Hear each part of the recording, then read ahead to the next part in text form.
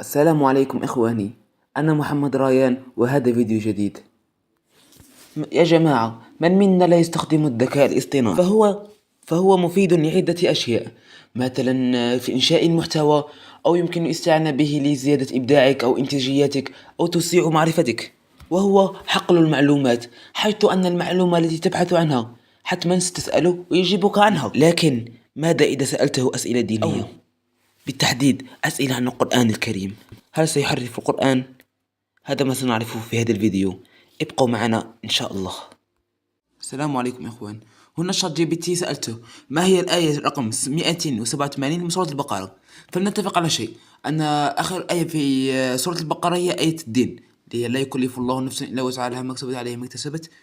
ولا يوجد آية رقم 287، يعني آخر آية في سورة البقرة 286. راح نطلع الإجابة. ها هو والصدمة يا رفاق. الآية رقم 287 من سورة البقرة هي لا يكلف الله نفسا إلا وسعها لها ما كسبت ولكم ما كسبتم. يعني لو كان حطنا سورة آية الدين لها ما كسبت وعليها ما اكتسبت ولتسألن عما كانوا يعملون. ما كاش آية في القرآن الكريم مثل هذا.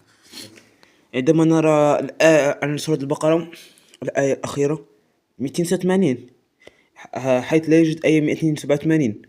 ولو اعتبروا الآية 287 و 286 سواسية، فالآية 286 لا يكلف الله نفسا إلا وسعها لها ما كسبت وعليها ما اكتسبت ربنا لا تؤاخذنا إن نسينا وأخطأنا. يعني تحريف واضح في القرآن. هذه يا إخوان. مثلا سنسأل ما هي الصورة التي تنتهي باسم سيدنا موسى؟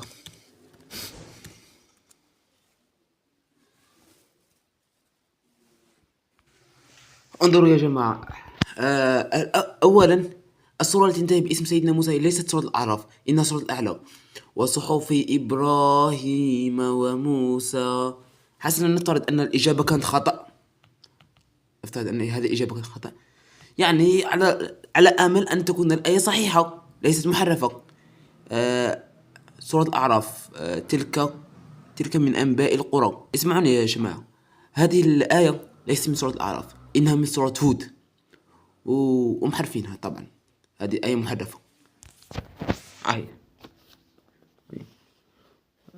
ذلك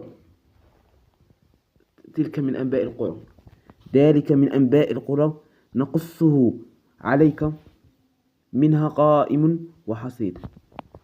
نقص عليك منك قائم وحق بالدين ألا كذبوا بآياته وما كانوا المؤمنين. يا لطيف يا أخوان على تحريف هذا التحريف كبير للقرآن الكريم. هنا يقول سورة الأعراف أي 137.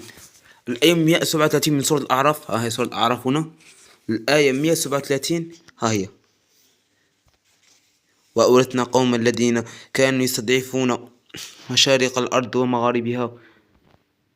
يعني يا رفاق، هذه نماذج من نماذج التحريف في شات جي بي تي، والأمثلة عديدة يا جماعة. يعني الفيديو من غدوة ولا كملت.